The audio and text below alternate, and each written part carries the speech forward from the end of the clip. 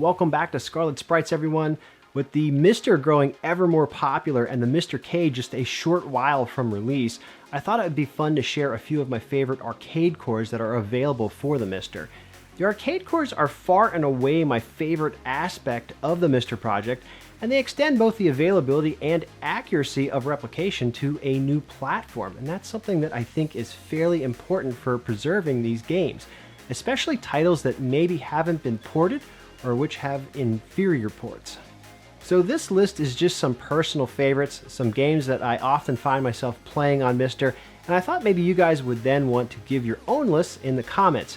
For me personally, I don't use MiSTer too often for Neo Geo as I dip into my physical library for that, and for CPS2 my Darksoft Multi is my go-to.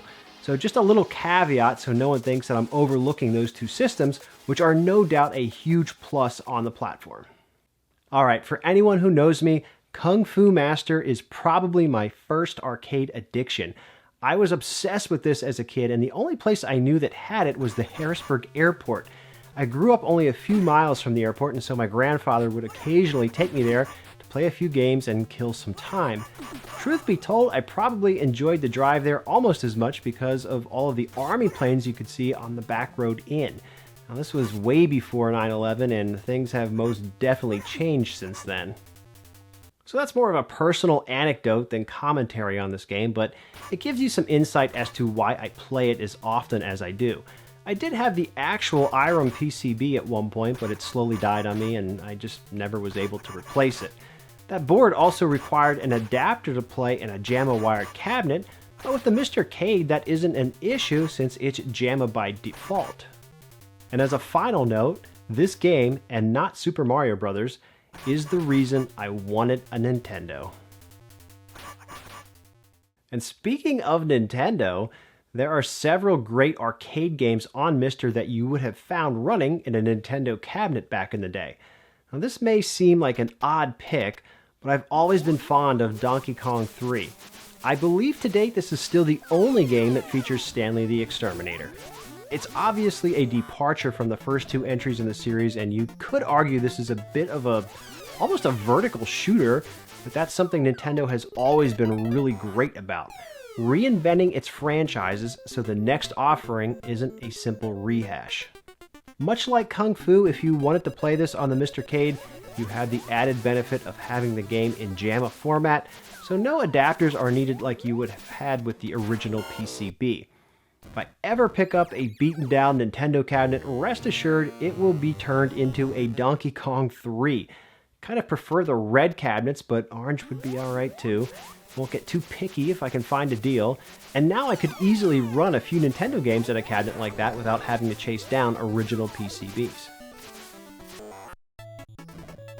I guess I can just continue with the anecdotes here, and this is what you're in for, by the way. Personal stories and reflections, zero actual insight on anything else other than to prove to you I am actually a human being sometimes. I know that's a shocker, but this is one of the arcade ports I referenced in a previous video. Played the hell out of this on my Atari 2600 as a kid. The arcade version features some really cool synthesized voices, which of course aren't available on the Atari version, but it still did have some decent sound effects nonetheless. I never envisioned myself seeking out the actual arcade board for this game, although the cabinet itself has some really cool stenciled graphics on the side. But it's cool there's an option to now play this on MiSTer as a consolation for not hunting down that original PCB. It's not an overly complex game by any stretch, but that's to be expected with the early arcade stuff, but it's also what made it so appealing to a much younger me. Since this has been the summer of leaf switches for me, a fun tidbit for this one is that Stern reissued the game with an 8-way Wiko joystick featuring leaf switches. And I say reissue because the game originally came with an optical stick that was pretty prone to failure. Stern had to send out the Wikos for free just to save face and business. Do I need to mention the whole JAMA thing here again and not needing an adapter? Or are we good on that front? I think I can probably just skip repeating that going forward. The MiSTer Cade is going to solve and JAMA-ize all of these games for you for a cabinet. Alright, let's flip back to IROM and Moon Patrol. God, this is a classic and a game I feel like I just mentioned in another video recently, but I can't quite recall which one. My personal story for this is that My fondest memory of Moon Patrol was seeing it run in the basement of the Harrisburg East Mall in the early 90s. I say the early 90s because that's important. Moon Patrol came out in '82, so for an arcade game to have lasted nearly 10 years on the floor is a real testament. In the early 90s, arcades were still trying to make money off of quarters. They weren't establishments pushing booze and atmosphere like they are today. So I'm guessing Moon Patrol was still making enough in coins to warrant having it out on the floor and taking up some space. But what I really remember is finally getting a crack at Street Fighter II and seeing what all the buzz was about. And as I was leaving, I saw Moon Patrol mixed in with a lot of other arcade games, and it stood out because it looked dated even at the time. But I had a quarter left, and that's all I needed. It was 25 cents to play as opposed to the modern stuff that was then 50. Playing Moon Patrol really triggered the simplicity of the Atari games that I had grown up with. And even though I didn't last terribly long on that one quarter, the game still connected with me. Obviously, if I'm relaying the story here 3 decades later. There was an old flea market about 15 minutes from where I grew up that was open on Saturdays that I hit a few weeks later searching for the Atari 2600 cartridge of Moon Patrol. It took me a few weeks and me asking several different vendors, but I eventually got it. I don't remember what it cost, but I do recall thinking that the guy took advantage of me because I had been asking for it for a few weeks. It's probably like $12 or so, which was a lot in the early 90s for Atari games that nobody wanted. Speaking of, Atari carts are still really cheap, and I love that. But yeah, Moon Patrol by Irem, people. Play it today, arcade perfect on MiSTer. Well, let's talk about something that isn't quite perfect, but that isn't all that dated. Dodonpachi. Now let me be clear here. The fact that this even exists as an option on MiSTer is incredible. This is probably a $1,200 arcade board. Not something many people are going to go out and chase down. Maybe a few die-hard shooter fans for sure, but not your average gamer and maybe not even your average arcade person. When you start getting into 4 figures for a single game, and I do mean just the game, not bundled with a candy cab or anything like that, you're really talking about elite level collecting and a niche group of people. A lot of us aren't going to drop that for a single game, but those are the prices that cave games command on the open market. Thankfully, Josh Bassett, aka Null Object, took the time to create this very playable core for the public. Josh continues to review user feedback and work on updates for this incredible game in the hopes that it will one day be perfect. And I'll be honest, I obviously do not own the original board, and so a lot of the things that the hardcore people are calling out, I never would have noticed or known was an issue.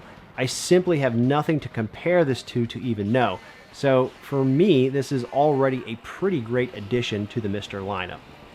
I know you're probably all very disappointed, but I have no story to share with this one. The only memories I have of cave games are the ones I've been making recently, with the PGM conversion carts and this gem on MiSTer. It just wasn't something I ever came across in an arcade, and I never had any of the ports either.